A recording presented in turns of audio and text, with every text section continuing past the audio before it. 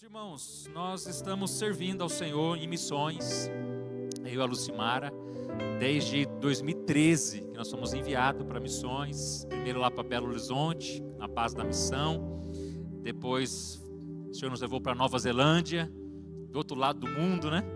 Ficamos ali 2 anos, aí voltamos para Belo Horizonte mais 4 anos, e em 2023 nós fomos então para Recife, ali em Pernambuco, para fazer missões, né?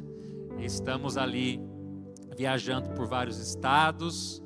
Fizemos recentemente uma viagem para o sertão, foram algumas irmãs aqui da igreja, né? Foi um momento muito especial, 2 semanas na aldeia indígena ali no sertão. Passamos frio no sertão, né? Porque é na serra, lá onde fica essa aldeia. Foi um tempo muito especial. E para mim tem sido um privilégio poder servir em missões, né? E Deus tem sido muito gracioso para conosco, com a nossa família. Me converti aqui na igreja, lá na igreja, né? Lá no Salão Gênesis. Agora não tem mais o Gênesis, agora parece que é o Êxodo, né? Converti lá no Salão Gênesis. E em 95, né, pastor Israel? Pastor Israel tinha 33 anos, gente. Agora já entreguei sua idade, né, pastor? Agora está com 63, né? E eu tinha 16 anos naquela época. E já se passaram 3 décadas, né? Então, uma bênção de Deus. E esse ano também completei 25 anos de casado, pastor. Louvado. Dá um glória aí, irmãos. Glória a Deus. 25 anos de casado, né? Não é para qualquer um, né? Então, Deus tem sido muito gracioso para com a nossa casa, a nossa família. E passamos por vários momentos nesses 30 anos de convertido, 25 anos de casados. E temos visto a bondosa mão de Deus. Lá em Recife, nós somos líderes, eu e a Lucimara, de um pequeno grupo, pastor Rafael. Lá chama PG, né? Só pequeno grupo, não tem o nome Conviver, né? E as quintas-feiras, então, é o nosso pequeno grupo. Então, lidere um pequeno grupo, é uma bênção, né? Além de tudo que a gente faz, nós também somos líderes de um pequeno grupo. E começamos a estudar o livro chamado Louco Amor, do pastor Francis Chan, né? Tem outro que é o Francis Schaeffer, mas esse é o Francis Chan. E nesse primeiro capítulo do livro, depois eu até recomendo você ler, ele fala que o que vai fazer diferença na nossa vida é a visão que nós temos de Deus. E eu achei muito interessante porque é aquilo que eu falo aonde eu vou, né? Que o que tem me sustentado em todos esses anos é a visão de Deus. Então você ter a clareza do Deus que você crê, do Deus que você serve, que o nosso Deus, ele é fiel. E eu aprendi no seminário, né? Quando eu fazia o seminário lá em Santa Bárbara, o pastor deu aula lá também. Quem é Deus, né? Deus, ele é um espírito pessoal. Ele é uma pessoa. Ele é perfeitamente bom. Então tudo que Deus faz é bom. Ainda que a gente não entenda, ele é bom. As portas fechadas, porque ele é bom. O sofrimento que ele permite a gente servir, porque ele é bom. Ele cuida de nós. Deus, ele é um espírito pessoal, perfeitamente bom, que em santo amor, tudo que Deus faz, ele tem uma motivação santa e amorosa. Ele não é um Deus egoísta. Ele não é um Deus carrasco, como muitos de nós às vezes aprendemos como criança, né? Deus vai te castigar, né? Esse não é o Deus da Bíblia. É um Deus que em santo amor criou, dirige e sustenta todas as coisas. Amém, irmãos? Deus, ele é um espírito pessoal perfeitamente bom que em santo amor criou. Você não é um acidente. Você foi criado por Deus. Talvez você foi um acidente em termos humanos, Talvez sua mãe não te esperava, seu pai não te esperava, talvez você é filho de uma mãe solteira, foi filho de uma mãe solteira, talvez você foi fruto de um abuso, mas Deus, Ele só tem o poder, Ele é o único que tem o poder de criar todas as coisas. Ele criou, Ele dirige. Deus dirige as nossas vidas. Criou, dirige e sustenta todas as coisas. Então a visão que você tem de Deus é o que vai fazer você manter no trilho ou não. Não vai ser o amor das pessoas, não vai ser os aplausos, não vão ser os elogios, não sei nada disso. Porque isso pode faltar e vai faltar. Até mesmo dentro da igreja. Né? Eu aprendi com o discipulador que eu tive também, que me evangelizou, o Marcos Becks, né? Lá no início, ele falou assim: Marcelo, se você não foi decepcionado na igreja, a sua senha é a próxima. E isso foi maravilhoso. Porque na igreja a gente é decepcionado, irmão. Na igreja é o melhor lugar para você ser decepcionado. Sabe por quê? Porque na igreja nós temos que conviver. E no convívio é que eu me revelo e eu vou conhecer as pessoas. Eu digo lá em Recife, né? Muita gente não conhece o termo que a gente usa aqui, nem sei se usa ainda, né? Que para conhecer alguém temos que comer 1 quilo de sal junto. Um ditado antigo, né? Quem conhece esse ditado? Os antigos aí, né? Os 20 mais, 30 mais, 40 mais, 50 mais, por aí vai, né? E o pessoal fala, mas por quê? Porque 1 quilo de sal não se come numa noite, né? Então, na convivência, nós somos decepcionados pelas pessoas. E nós decepcionamos também. Mas na igreja também é o melhor lugar para a gente ser curado. Para a gente ser perdoado e aprender a perdoar. É o melhor lugar. É o melhor lugar. Então o que vai manter você no trilho é o seu conhecimento de Deus. Por isso é tão importante estudar a palavra. Por isso é importante você vir fazer o Ruios, né? Eu vim aqui essa semana para ensinar sobre o Antigo Testamento. Estava falando para eles, né? A visão que você tem do Antigo Testamento vai fazer você entender o Novo Testamento. Porque o Novo Testamento está ocultado no Antigo. E o Antigo Testamento está revelado no Novo. É o teólogo famoso aí, Santo Agostinho, falou isso. Abra sua Bíblia em Mateus 24.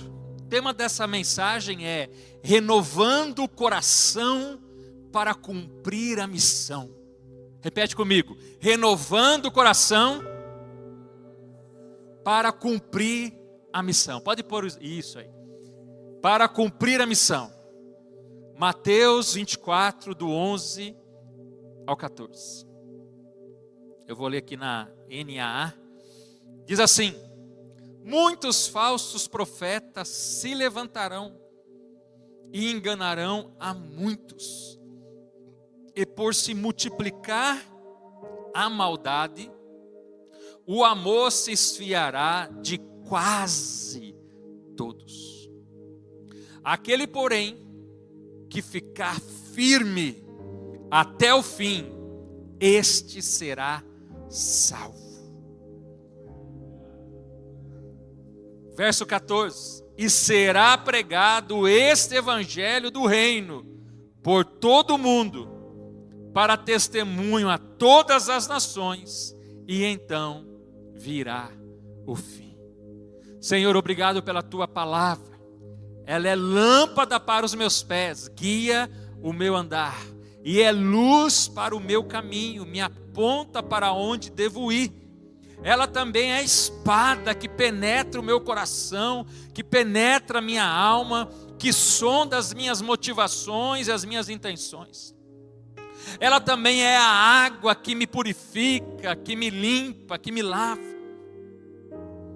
A tua palavra é o mel que entra na nossa boca. mas também é o boldo que amarga o nosso interior para que ele seja purificado. Então que nessa noite o Senhor possa fazer algo tremendo aqui em nossa vida. Que o Senhor possa usar esse momento, essa palavra, essa mensagem, tanto aqui presencial como online, para alcançar pessoas, para salvar vidas, para trazer direção àqueles que estão perdidos, para trazer encorajamento para aqueles que estão desanimados, para trazer ânimo, Senhor, para trazer luz, para trazer alegria, para trazer um resgate ao coração, em nome de Jesus. A igreja diz: amém. Louvado seja o nome de Jesus. Esse trecho de Mateus é tido como o sermão profético, apocalíptico, né? Apontando os finais do tempo, quando Jesus começa a falar para os discípulos sobre isso. E aí então Jesus começa a falar sobre os sinais dos fins. E o primeiro sinal que ele fala então, que eu quero trazer o primeiro ponto como o ambiente da missão, né? Nós vamos renovar o coração para a gente cumprir a missão, mas qual que é esse ambiente da missão?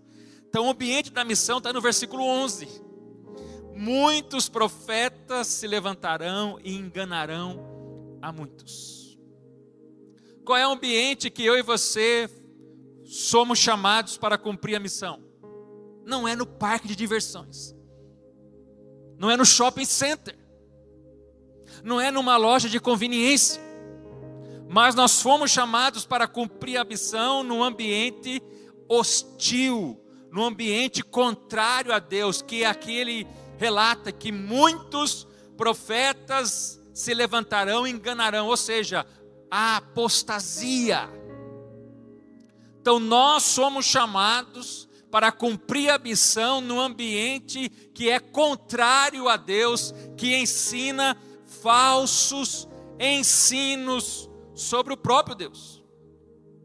Esse é o primeiro significado do primeiro sinal que Jesus apontou para os discípulos: surgimento de falsos messias, falsos profetas, falsos cristãos, falsos ministérios, falsos ministros, falsos pastores, falsos missionários, promovendo um falso evangelho. E o que a gente mais vê é isso hoje. Basta você abrir o seu celular e ir lá no Crente Aranha, ou em outros perfis, seitas, novas igrejas, novas doutrinas se multiplicando e indo, pessoas enganando deliberadamente e pessoas sendo enganadas. Porque também Paulo também disse que nos últimos dias as pessoas procurarão aquilo que elas querem ouvir.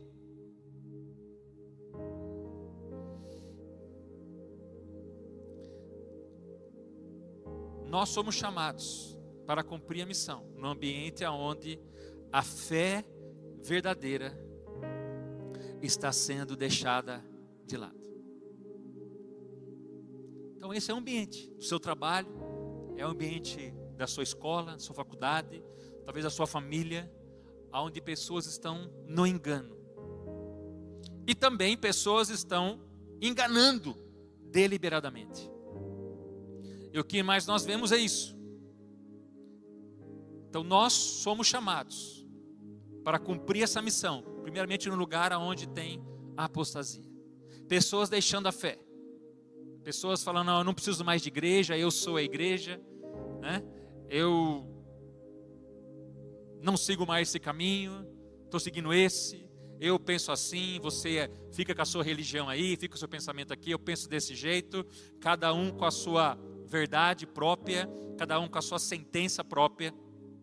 E aí o misticismo vai surgindo, as coisas vão entrando dentro da igreja, se misturando e virando o que a gente chama de sincretismo religioso, que é mistura de religiões, trazendo uma cara de cristianismo, mas com o interior de qualquer outra religião. Nós vivemos nesse ambiente. e vamos cumprir a missão nesse ambiente. O segundo sinal que Jesus aponta, além de um sinal voltado para o espiritual, que é o engano religioso, que é o engano espiritual, vem aqui no versículo 12.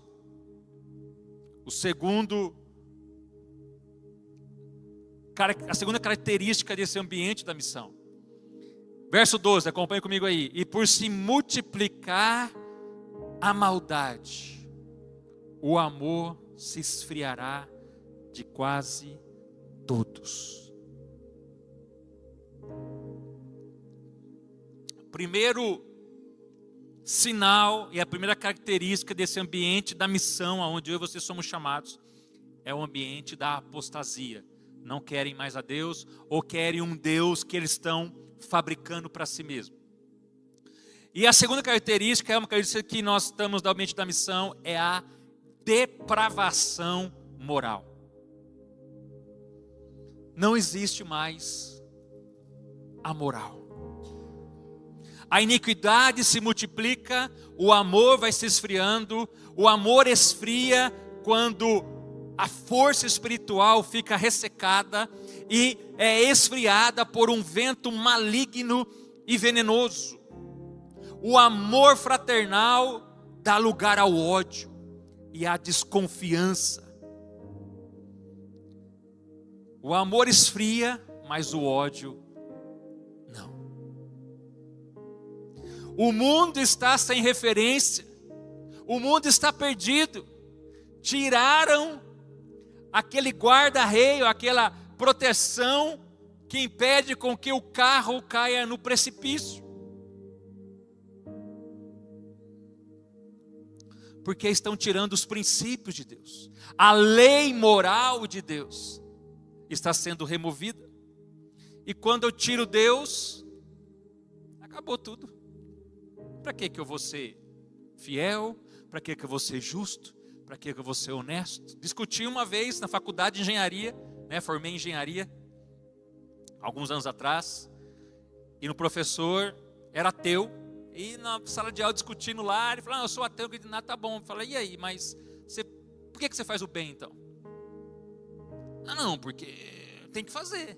Mas por quê? Aí você vai fazendo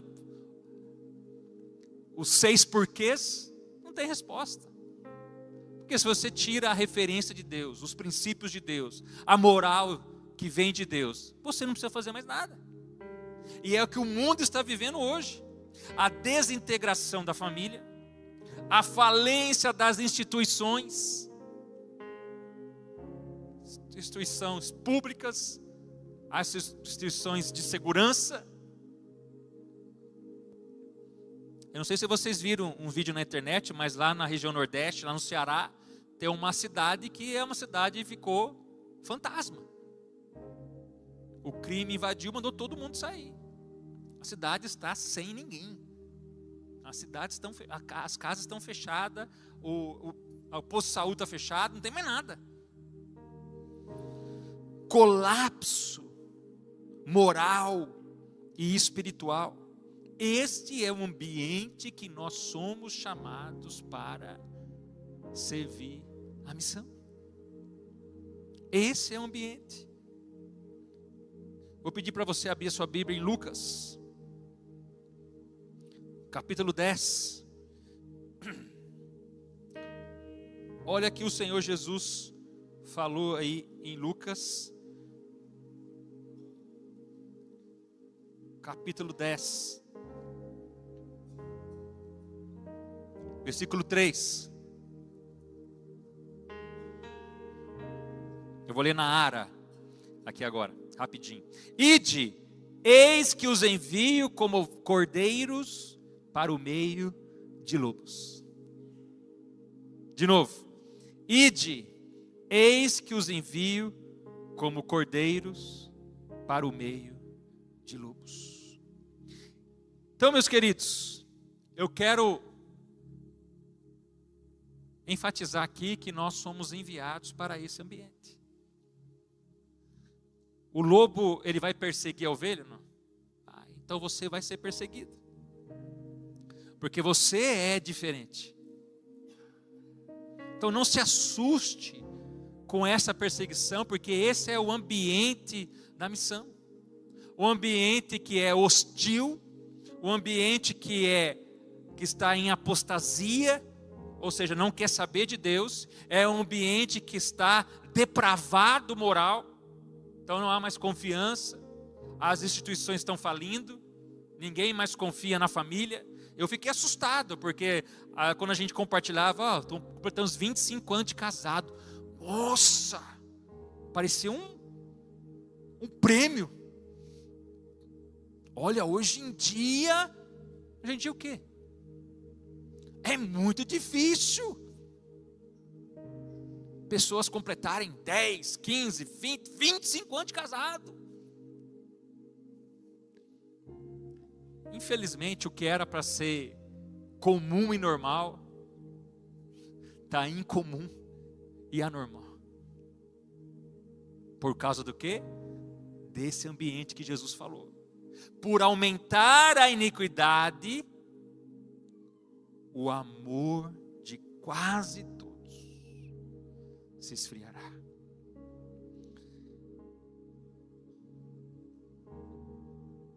Ponto 2. Se nós estamos num ambiente hostil, se nós estamos em um ambiente que não quer Deus, que é contra Deus, se nós estamos num ambiente que é depravado e não quer saber da moral, como que vai ficar o seu coração e o meu coração? Por isso que Jesus falou, por aumentar a iniquidade, por levantar os falsos profetas, falsos mestres, o amor de quase todos esfriará. E aí eu pergunto, como está o seu coração? Você liga a televisão, olha para a política, olha para a saúde, olha para a segurança, olha para a educação. Você olha para líderes religiosos, para famílias de líderes religiosos. Você olha para amigos seus, talvez que você teve, ou tem, e fala assim, gente, está acabando tudo. Está caindo tudo. O amor de quase todos esfriará. E aí o amor começa a ser vencido pelo ódio, pela revolta, pela desconfiança. E aí começa então a surgir algo chamado, a gente tem visto aí de vingança pelas próprias mãos. Olho por olho, dente por dente, como era o ditado no Antigo Testamento. Já que a polícia não faz nada, eu vou. Lá em Recife está assim. A Lucimara estava indo para a igreja, ela Letícia, na reunião de mulheres. Parou um carro na frente, ela parou o carro atrás, esperando esse carro andar. De repente para um motoqueiro, começa a gritar com o motorista. O motorista sai do carro, abre o porta-mala, pega um porrete desse tamanho aqui e ia em cima do cara de moto. Eu falei, amor, fiquei desesperada. Tremendo as pernas, pegou, escapou, saiu e foi embora. Aconteceu isso na frente dela. Uma semana antes aconteceu isso no outro bairro. Logo que eu cheguei lá, uma pessoa roubou a vaga de outra. O cara que foi roubado da vaga saiu do carro, começou a discutir, pegou um revólver e matou o cara na frente do mercado. E os dois eram policiais. Um era policial aposentado, o outro era policial nativo. Eu falei, meu Deus, o que está acontecendo? O que está acontecendo?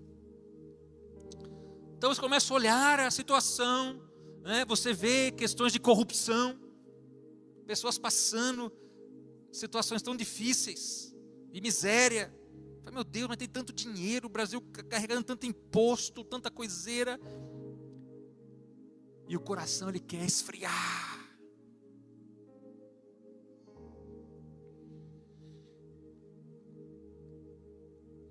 Mas é nesse ambiente de oposição a Deus, esse ambiente de depravação moral, de falência, Jesus vem com o versículo 13. Mateus 24, 13. Olha aí. Aquele, porém, que perseverar até o fim, esse será salvo. Ele diz que vai ser fácil? Não. Você só tem que perseverar num ambiente difícil, num ambiente de luta, num ambiente que você tem uma resistência contra você.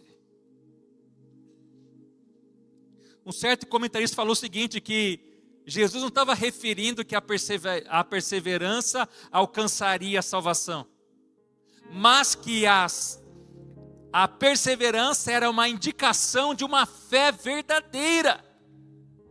Porque só persevera, como eu disse no começo, quem tem uma visão correta de Deus. Quem sabe em quem está crendo e por que está crendo. Estava dando um estudo sobre a igreja primitiva e lá o autor falava isso, que a igreja primitiva, ela crescia de uma maneira orgânica, porque as pessoas sabiam em quem criam e por que criam. E hoje em dia, infelizmente, muitos que estão vindo para a igreja não sabem em quem crê e nem por que crê. Aí não consegue perseverar, meus irmãos, porque o ambiente é difícil, o ambiente é de luta, o ambiente é de oposição a Deus, o ambiente é de depravação moral. E Jesus disse, aquele que perseverar até o fim será salvo. Lá em Hebreus, Hebreus 12, versículo 1, um versículo muito famoso, fala que, portanto, nós que temos a rodear de tão grande nuvem de testemunhas, desembaraçando de todo o peso e do pecado que nos assedia tenazmente, corramos com perseverança a carreira que nos está proposta. A perseverança é uma graça que vem de Deus na nossa vida. Não é para a nossa própria força. É na dependência de Deus, eu vou perseverar. Chorando, eu vou perseverar. De joelhos, eu vou perseverar. Não entendendo muitas coisas, eu vou perseverar. Não sendo lembrado muitas vezes, eu vou perseverar. Muitas vezes sentindo sozinho, eu vou perseverar. Muitas vezes sendo incompreendido, eu vou perseverar. Muitas vezes sendo chamado de louco, eu vou perseverar.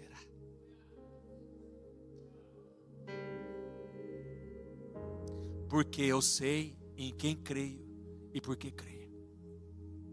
A gente pode usar o exemplo de Noé. Noé tinha uma palavra, uma ordem, e sabia quem tinha dado a ordem. E ele foi construir a arca, antes mesmo do dilúvio. Mas muitas vezes nós somos, como diz um certo ditado, engenheiro de obra pronta, A gente comemora depois da obra pronta. A gente vê os problemas depois da obra pronta. Igual a irmã de Moisés, tem até um sermão muito famoso de um pregador, David Wilkerson, se não me engano, que ele fala, o cântico certo do lado errado. O que é isso? Miriam dançou, Bateu o pandeiro legal, bom demais. Mas o povo dançou depois de passar o Mar Vermelho. Aí é fácil, irmão. Aí é gostoso. O churrasco é gostoso depois da obra pronta, Mas o churrasco, quando está batendo laje, pastor? é mais difícil. Quando o dinheiro está apertado, quando as coisas não estão aparecendo. E é isso que Jesus está falando aqui. Aquele que perseverar até o fim. E a perseverança é aquela que nos estica, é aquela que nos prova, é aquela que vai prensando, como Getsêmani, a prensa de azeite. E muitas vezes, nesse momento de renovando o coração, nós precisamos abrir o nosso coração para Deus. Nós precisamos abrir o nosso coração para pessoas que podem nos aconselhar. É nesse momento que nós não podemos ficar sozinhos. Mas nós precisamos buscar ajuda. Mas o que muitas vezes a gente quer fazer? Se isolar. Fugir. Por quê? Porque vai expor as minhas fraquezas. Vai expor os meus pecados. Mas é a minha imagem. Nesse momento de renovo do coração, nós temos que, como dizem Hebreus, nos desembaraçar de todo peso.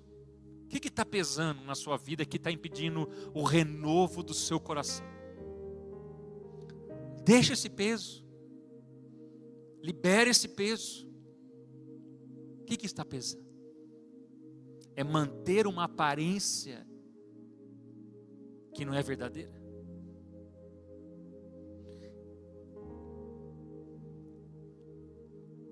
Deus conhece o coração. Amém, irmãos? Deus conhece o coração. E nós precisamos ter a nossa vida quebrantada diante de Deus. Para renovar o nosso coração, conforme Hebreus 12:1, eu tenho que livrar do peso. Eu tenho que me livrar do pecado. Como que você livra do pecado? Confessando. Confessando o pecado. Deixando o pecado.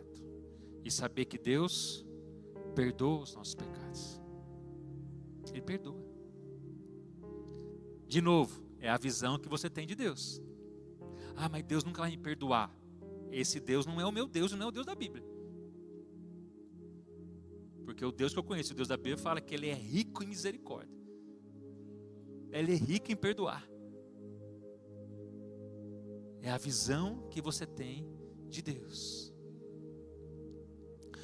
Renovar o coração é voltar ao primeiro amor.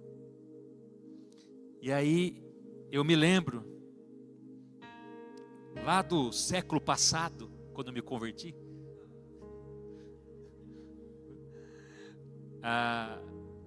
primeiro da minha casa vim para Jesus, né? Era roqueiro, metaleiro em Nova Odessa aí, uma doideira só. E aquela paixão por Jesus, então ia lá, saía daqui do centro, meu pai sempre morou aqui, minha família, né? Ia do centro até no São Manuel, lá na igreja, Batista Manuel. Ia lá no culto dos jovens, escola dominical, ficava no evangelismo, dormia na casa dos irmãos, na casa do pastor várias vezes, né?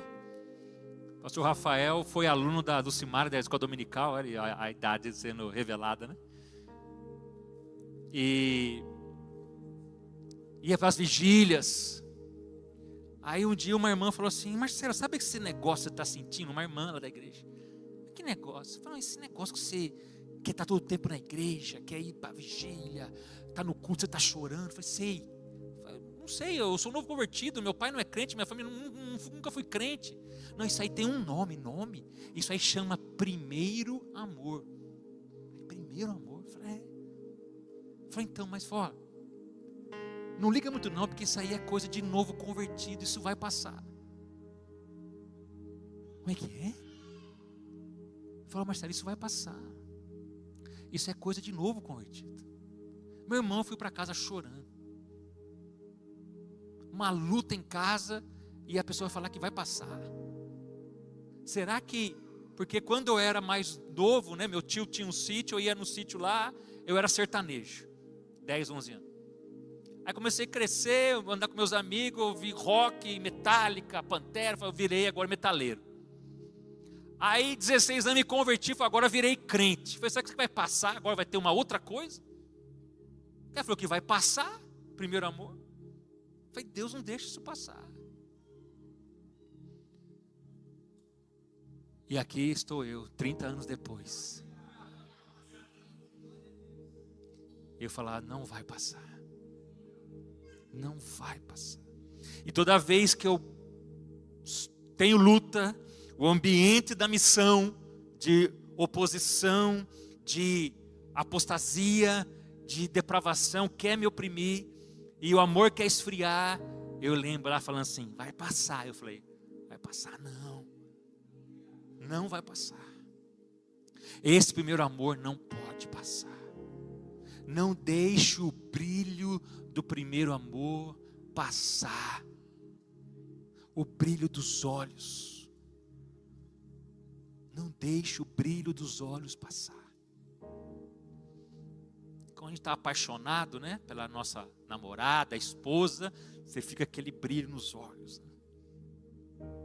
Esse brilho não pode passar. Por Jesus. Para você renovar o seu coração, você tem que ter esse brilho nos olhos.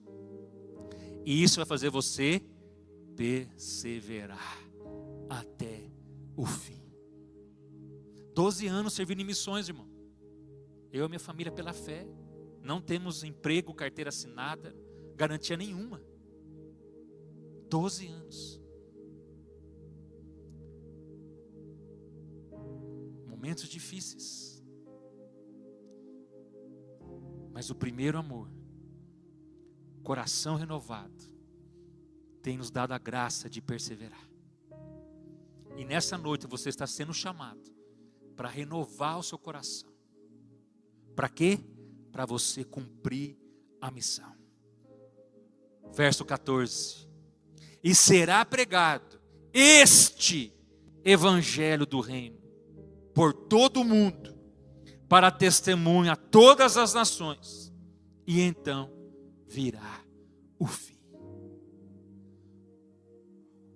A pessoa que tem o coração renovado, com o primeiro amor, que está perseverando, é esta pessoa que vai pregar qual evangelho? Este evangelho, não é o evangelho falso, é este evangelho do reino.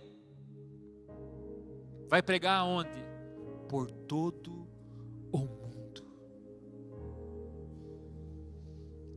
para testemunho a todas as nações, e então virá o fim. Por que será que a igreja parou de pregar, de evangelizar? Será que, de acordo com esse texto, a gente analisar, será porque as pessoas não estão perseverando?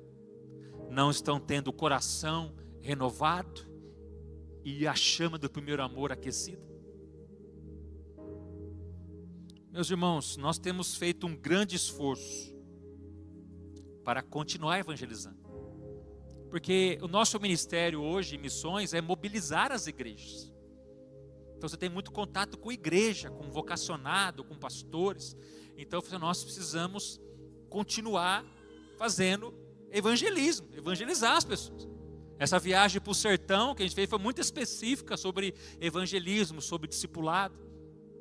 Mas como a gente fazer isso no dia a dia? Então a gente quer aproveitar todas as oportunidades. E aí Deus tem dado a graça. Por exemplo, lá em Recife a gente compra água mineral, né? Vem o senhor lá e entrega água mineral, o Léo da água. Aí peço pelo WhatsApp, Léo, traz uma água aí. Aí o Léo traz, aí manda o Pix, aí manda o quê? Um versículo. 2 anos e meio esse homem recebendo o versículo, todo dia. Todo dia que eu peço, né? E manda o louvor. Esse dia o pai dele estava doente. Falei, meu pai está no hospital. Falei, vamos orar. Falei, qual que é o nome da sua família? Mandou o nome da família dele. Estou orando. Convidei para ir na igreja uma vez. Falei, não, tá. 2 anos e meio recebendo o versículo bíblico no celular. A Lucimara, né, e a Letícia vai lá, tem uma mulher que faz sobrancelha, esses negócios de mulher lá, começou a evangelizar essa mulher. Aí um dia ela foi lá, ela falou, sonhei com você a noite inteira. Eu falei, porque eu estou orando por você. E você precisa de Jesus na sua vida. Estou até arrepiada aqui, porque eu só sonhei com você e tal. Eu falei, porque eu estou orando por você. São sinais. Logo no começo que a gente mudou para Recife, a gente mora num prédio. A Lucimara estava nesse salão, no outro salão do lado lá, que é onde corta cabelo. Aí conversando lá, e não conhecia muita gente no prédio ainda, né? E tinha uma moradora do prédio no salão. E aí a moradora do prédio falando com a cabeleireira. Falou assim, foi tirar dúvida, vocês que mudaram lá? Foi. Aí ela falou assim para a cabeleireira, olha, essa aqui é a família educada que mudou no nosso prédio. Família educada. Aí eu vim entender, porque a gente falava bom dia, boa tarde para todo mundo, e nossos filhos também falam. Aí a gente foi tido como a família educada do prédio. É um bom adjetivo, né, irmãos? Louvado seja Deus, né? Tudo isso vai abrindo portas para você poder compartilhar o evangelho. O Simara convidou a nossa vizinha do prédio lá para ir no culto de mulheres. Ela foi.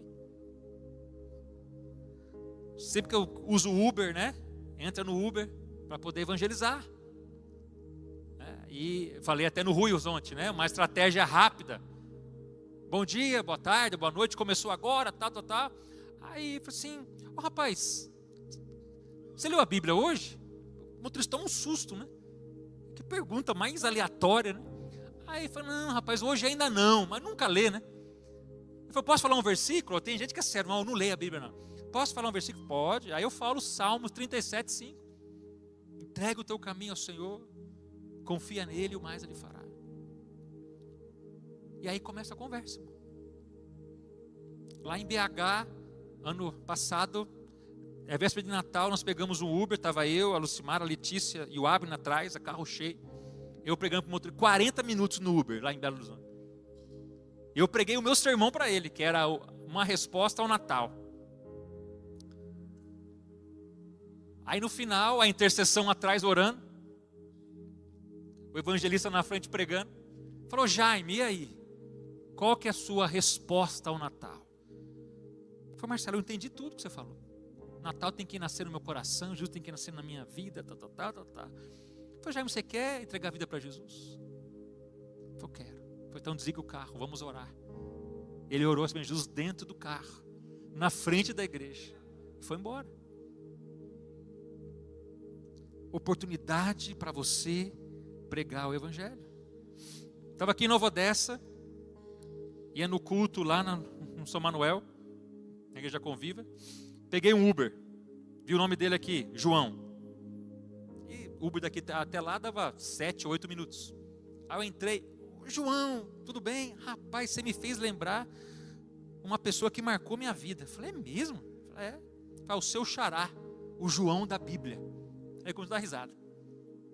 Eu falei, é mesmo? Falou, nós estamos indo para essa igreja aqui, e eu há 30 anos atrás, com 16 anos, eu entreguei a minha vida para Jesus, porque eu ouvi o que o seu xará escreveu, que está lá em João 3,16. Aí falei.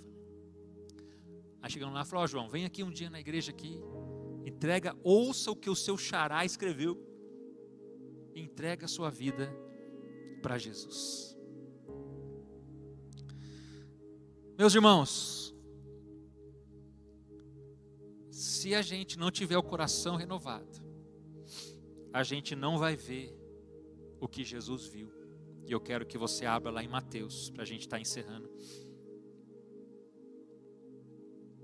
Mateus 9. Olha o que Jesus viu.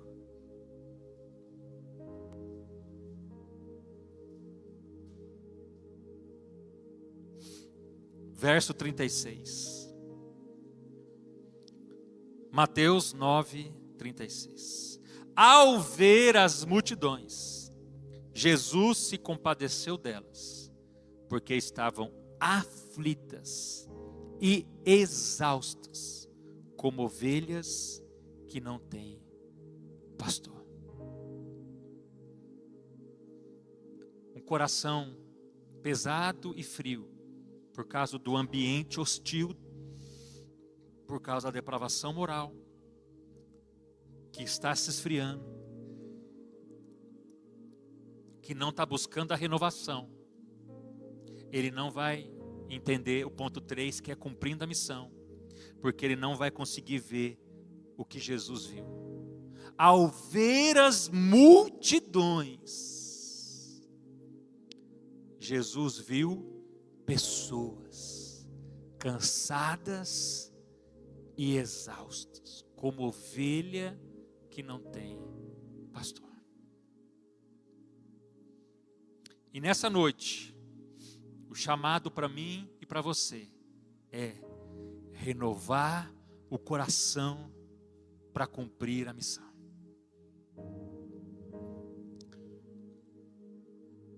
Que nessa noite você possa abrir o seu coração e você tenha o coração renovado, o primeiro amor renovado, o brilho do primeiro amor dos seus olhos renovado, ao ponto que quando as pessoas olharem para você e falarem assim: o que aconteceu? Que não seja só na sua época de novo convertido, mas seja algo constante. Deixa o Senhor te resgatar. Talvez você está sendo essa ovelha, cansada e exausta, e o pastor quer te levantar e te renovar. Amém?